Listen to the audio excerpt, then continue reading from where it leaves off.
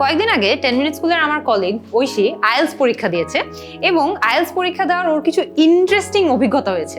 ঐশী, পরীক্ষা দেওয়ার সময় কি মনে হয়েছিল যে এই জিনিসগুলো তো মনে হয় একটু ভুল করে ফেলতেছি, একটু ডিফারেন্টলি করা দরকার ছিল? পরীক্ষা তো দিয়ে ফেলেছি, কিন্তু আসলে মনে হচ্ছে বেশ কিছু সমস্যা ছিল। তাহলে যদি তুমি আমাদের স্টুডেন্টদের সাথে একটু শেয়ার করো যে তোমার নাম্বার 1 কোন ভুলটা মনে হয়েছে যে সেটা কেন করলাম পরীক্ষায়? স্পিকিং এর সময় আমার কাছে মনে হয়েছে বেশ কিছু ফিলার্স ইউজ করে ফেলছিলাম। ফিলার্স ইউজ করা নিয়ে দুটো জিনিস মনে রাখতে হবে। টুকটাক এদিক ওদিকে ফিলার ইউজ করলে সমস্যা নাই, কিন্তু আমরা যদি আমাদের বাক্যে প্রত্যেকটা বাক্যে ফিলার ইউজ করতেই থাকি তাইলে কিন্তু আমাদের স্পিকিং এ মার্ক কাটা যাবে।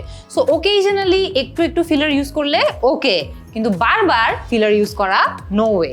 এবার মিস্টেক নাম্বার 2 আমাদের স্টুডেন্টদেরকে বলো তো। রিটেন পার্টে অ্যান্সার করতে যে নোট করে অ্যান্সার করে ফেলেছিলাম। আচ্ছা, রিটেন পার্টে কিন্তু নোট করে বুলেট পয়েন্টস এভাবে লেখার কোনো স্কোপ নাই। আমাদের এখানে কি লিখতে হবে? টাস্ক 1 আর টাস্ক 2 তে দুটো এসে লিখতে হবে, একটা ছোট্ট রিপোর্ট এবং একটা বড় এসে। সো রিটেন পার্টে কিন্তু নোট আকারে বুলেট পয়েন্টসে কোনোভাবেই লেখার দরকার নাই। এবার ঐশী, 3 নম্বর ভুল কি ছিল? লিসেনিং পার্টে একটা কোশ্চেনের অ্যান্সার মিস করে গেছিলাম, তারপরে আরো কিছু মিস করে ফেলেছিলাম। আচ্ছা, এটা আমাদের অনেক স্টুডেন্টের অনেক বড় একটা সমস্যা।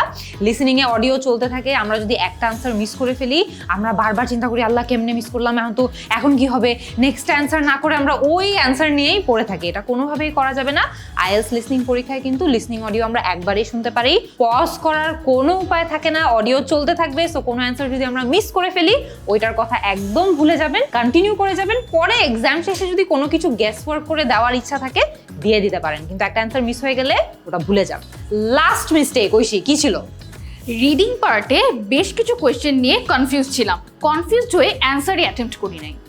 আইএলটিএস পরীক্ষায় কিন্তু নেগেটিভ মার্কিং নাই, এটা আমি আমার অনেক ভিডিওতে বলেছি। সো কোনো অ্যান্সার যদি আপনাদের মনে হয় যে আচ্ছা এটা পারছি না, তখন ব্ল্যাঙ্ক রেখে দেন, সমস্যা নাই। পরে এক্সাম শেষে যদি মনে হয় যে না এটা একটু গেস ওয়ার্ক করে আমি দিয়ে দিতে পারি, তাহলে গেস ওয়ার্ক করে হলেও অ্যান্সার করে ফেলবেন। কারণ আপনি যদি ভুল অ্যান্সার করেন কোনো নেগেটিভ মার্কিং কিন্তু হবে না, তবে অ্যান্সার যদি ব্ল্যাঙ্ক রেখে দেন কোনো মার্কই পাবেন না। So don't leave an answer blank.